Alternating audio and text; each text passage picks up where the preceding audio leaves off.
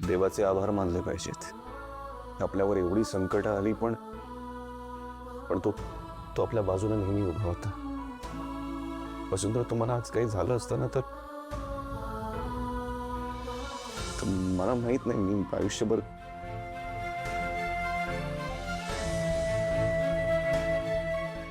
तुम्हाला काही झालं असतं ना, मी स्वतःला कधीच माफ नाही केलं असतं.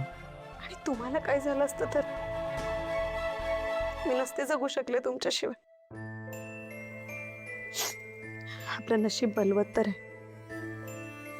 असं म्हणतात, परमेश्वर ज्याला सगळ्यात जास्त आणि महत्त्वाच्या जबाबदाऱ्या देतो त्यालाच कठीण प्रसंगाला सामोरं जावं लागतं. तावून सुलाखून निघण्यासाठी सोन्याला सुद्धा अग्निपरीक्षा द्यावी लागते, तेव्हाच त्याचा अलंकार तयार होतो. आणि माझा नवरा सोन्यासारखा आहे माहिती आहे ना देवाला, म्हणून परीक्षा घेतोय तो आपली. पण खरं सांगू, या परीक्षेत तो आपल्या पाठीशी खंबीरपणे उभा आहे. जेव्हा जेव्हा तुम्ही बाहेर गेलात, तुमच्या जीवाला धोका निर्माण झाला, तेव्हा मला देवाने तुमच्या मागे येण्याची बुद्धी दिली आणि म्हणून मी तुमचे प्राण वाचवू शकले.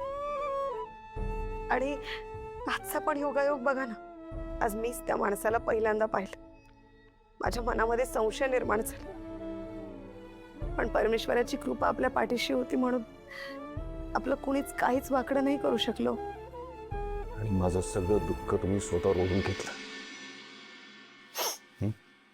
म्हणतात ना, एका पुरुषामागे, त्याच्या कृतीमागे, त्याच्या यशामागे एक स्त्री असते. तसंच माझ्या प्रत्येक संकटामागे तुम्ही माझ्या पाठीशी खंबीरपणे उभे होते. आणि मी कायम तुमच्या पाठीशी असेन. तुमच्या प्रत्येक सुखात दुःखात तुमची सावली बनून उभी राहील कायम.